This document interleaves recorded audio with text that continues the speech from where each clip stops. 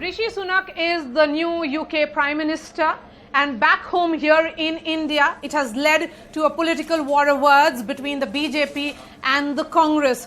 Joining me now on this special broadcast is senior Congress leader Shashi Tharoor. Dr. Tharoor, really appreciate your time, and your tweet has set off a storm. One may say that this invocation of majoritarian angle in Rishi Sunak's elevation is superficial, sir. Well, look, I mean, the fact is that they have overlooked a fundamental question of race, that he is a brown-skinned person. He is not of Anglo-Saxon stock or English stock or Scots stock or anything like that. He is somebody of Indian origin. And the British, who were notorious and justifiably so for their racial discrimination for a couple of centuries of imperial conquest and rule, a country that used to have racial restrictions on who could enter their clubs in India and Africa till half a century, 60 years ago. Such a country has been able to outgrow the worst of its own prejudices to actually create a situation where a brown man can become prime minister. I think that's an extraordinary achievement. Secondly, they've overlooked his religion. I mean, he is an overtly practicing Hindu, proud of his faith, takes his oath on the Bhagavad Gita. He is somebody who, even when campaigning for the Tory party leadership a couple of months ago, tweeted pictures of himself performing a cow puja and praying to Lord Krishna on Janmashtami. This is somebody who's absolutely overtly proud of practicing a faith which is not only not the majority faith in Britain, but is actually at odds with the established church there, which is, as you know, the Anglican Christian Church. So here you've got somebody who's a double minority, as it were, and the British have been able to overlook their prejudices and take him on. Yes. I would really like to see the Hindutvavadis of the BJP being prepared to embrace somebody who comes from a different ethnicity, such as, for example, you remember when Sonia Gandhi was offered the premiership by her victorious coalition in 2004, you remember what the BJP said then, and the BJP leader wanted to shave her head and go on dharna outside Parliament. And then if there's somebody who goes outside the Indic religions, because Hindutva has always said that Hindus, Sikhs, Jains, Buddhists, they're all the same, they're all their holy land is this land, but anyone from anywhere else is actually a foreigner in our country. Okay. Would they embrace somebody who's an overtly practicing Muslim or Christian as Prime Minister? Dr. I'm Tharoor, asking this in all genuineness. Yes. I'm not saying that it's... I think we have to acknowledge that what's happened is very different from what would happen here. But Dr. Tharoor, what the BJP is saying is, and it's reminding you of Indian history, that India has had 3 presidents from the minority communities. Dr. Zakir Hussain, the 3rd president of India, was a Muslim. Justice Hidayatullah, who acted as an acting president. I know Indian history, Maria. Yes, of course. Fakhruddin Ali Ahmed, Gyani Zail Singh. But we also know that the presidency... We also know the presidency is a largely ceremonial office and contains absolutely no power. The Prime Minister holds the power in this country. We know that very well, which is why it's possible for them to appoint to Rashtrapati Bhavan figures who do represent in many ways the diversity we'd like to celebrate in our country. It's wonderful to have an Adivasi president. We've had 2 Dalit presidents. We've had 3 Muslim presidents. All of this is a very good thing because it signifies that we can use this very high office, high in prestige but low in power, to use that office for such purposes. But when it comes to real power, we have had the prime ministership held only by Hindus, with one exception being a Sikh, but most Hindus would not regard that as such an exception as it would be to have someone from a quote-unquote non-Indic religion. Now, this is what is remarkable, I think, about what the Brits have done. I'm no Anglophile. I've written about British racism. I've written about British imperialism. I've been uncompromising in my criticism of that. But I have to admit that one has to take one's hat off for recognizing that they were able to outgrow their long decades and centuries of racial prejudice. They were able to overcome their religious scruples, and they were able to say, let's look at the merit of this individual and go for him, whatever his racial and religious background. Okay. And not to mention his age. I mean, in India, let's just ask you, Maria, this is a guy who got elected for the first time in 2015. He's been 7 years an MP. Yes. 7 years, and within 5 years he became finance minister. Within 7 years he became prime minister. In any ruling party in India, he'd be lucky to be an MOS at that time. So that too is a remarkable thing. So when I say, could it happen in India? You should look at race, you should look at religion, you should look at age and experience. Okay. We have, I think, valuable lessons to learn about how merit and ability should trump such considerations, and Yes. they don't in our country. I'm going in to our talk country's about politics, the and they age do factor Britain in just a this bit, particular Dr. instance. Tharoor, since tomorrow it will be the day when Mallikarjun Kharge will be formally taking charge as the Congress president, and you have said that the change has already begun in your party because you contested against him. Dr. Tharoor, we have had Dr. Manmohan Singh. You yourself talked about it. He was a Sikh born in an undivided India. He was the Prime Minister for 10 long years. Let me remind you again, I'm sure you know your history very, very well, sir, and you can teach me as well. But you have had Justice Muhammad Hidayatullah, a Muslim. Then you have Sam Piroj Barucha, a Parsi as Chief Justice of India. We have also had Fatima Bibi, a Muslim, as Judge of the Supreme Court way back in 1989. So history has shown that India may have overcome its prejudices much before Great Britain. Would you not agree with me? No, we certainly have been able rightly to showcase our diversity. It's simply that the office of Prime Minister is in a different league. I mean, Britain is also able to point to the so-called great offices of state, that is the Foreign Minister, Finance Minister, Home Minister and Prime Minister, that they've held.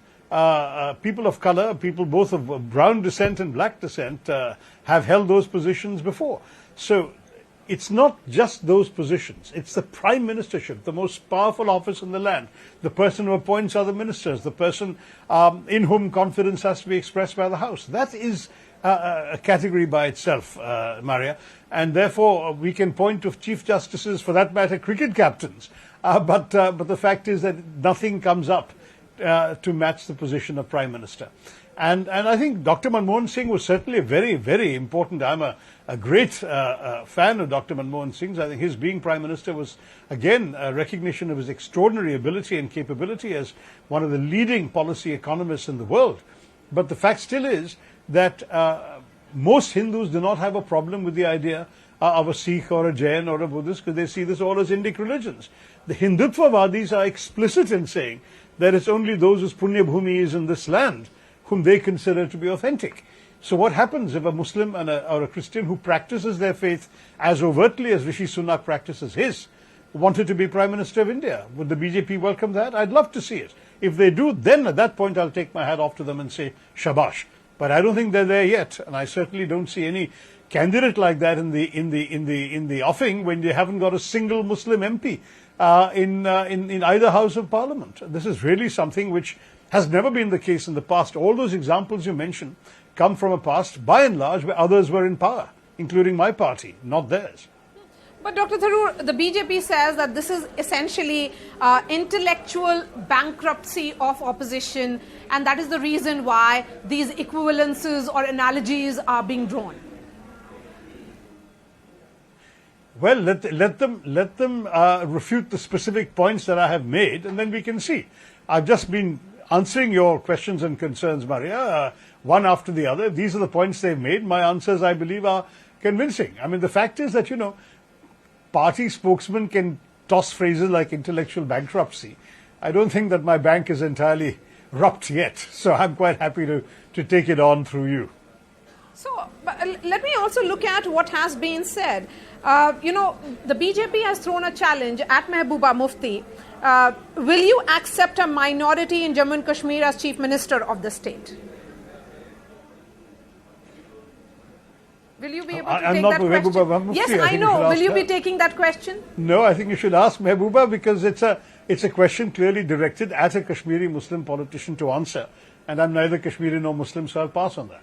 Yes, but Dr. Tharoor, talking about the larger diversity and multiculturalism, many are saying that today, of course, Rishi Sunak has taken charge in UK as the Prime Minister, and it's a big day for Indians world over, because this is also showcasing the long miles that Britain would have traveled in accepting, in giving an institution of that nature to someone who is of Indian origin, a country which sent viceroys to India for several years. Would you say that this is a necessary debate beginning today? Well, I don't know there's much to debate. I think we have to acknowledge that what they've done is truly extraordinary at multiple levels. They've overlooked race, they've overlooked religion, they've overlooked age, and they've basically just focused on merit at a time when, frankly, their economy is in the doldrums. They've had a world-class financial crisis. Their last prime minister, outgoing prime minister, resigned after the shortest tenure ever recorded of any prime minister in the history of the office in Britain. Given all of that, they wanted a safe pair of hands, somebody who could be counted upon to stabilize the economy, to steer the ship of the British economy in the right direction. And they saw that they had a Chancellor of the Exchequer who'd done a good job, and here he was with experience on Wall Street, experience in the city, former hedge fund, former Chancellor. They said, let's go for him. I think it was really a classic instance of people saying merit trumps every other consideration. Whereas very often in politics, including international politics, merit is not the only consideration. Very often people go for these other thoughts. But clearly the British MPs of the Conservative Party said, either we recognize that this man is a man who can save us, or we face a general election where we're going to get clobbered because the Labour Party is 38% ahead of us in the polls. And with that, they took their decision. I think that actually is to their credit. It doesn't guarantee that Rishi will succeed. It doesn't guarantee that they will still be able to face the electorate against the Labour Party in the foreseeable future. But they've got a couple of years, 2.5 years before an election is due. Maybe Rishi can pull it off. And certainly, as a well-wisher and a friend, I wish him well. I hope he can do it. Dr. Tharoor, tomorrow is when Mallikarjun Kharge takes formally, charge of the grand old party. You are building an argument for merit. You have also spoken about age. Would you say that the grand old party was not ready for a young leader in you? Look, an election was fought. The voters voted. They chose Mr. Kharge. I bow to their judgment. I think that's something that in any election, a decent loser has to absolutely acknowledge that he lost, and I acknowledge that. I think that that makes this question academic because Mr. Kharge's experience and his long track record was clearly what was valued by the almost 8,000 voters within the Congress Party delegates who put him there. And I wish him well, and I'll be there tomorrow morning to watch him being sworn in and wish him all the very best.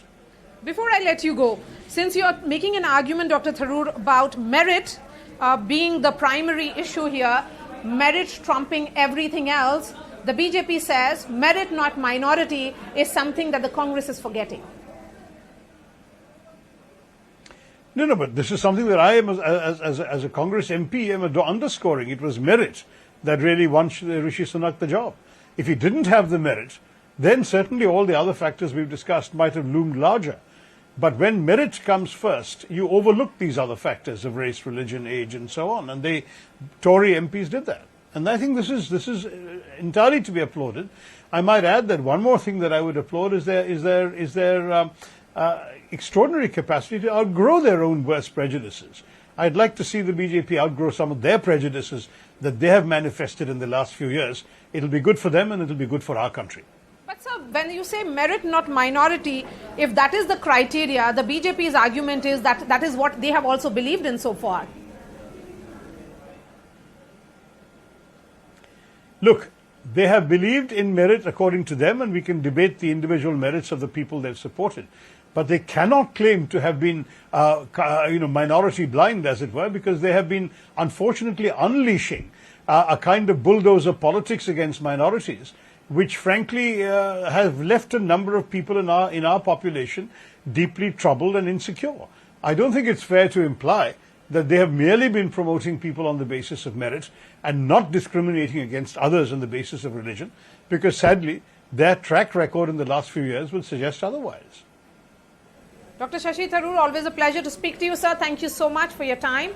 And thank you for answering all those questions about the storm and is it really in a teacup that you started this morning with that tweet. Thank you so much.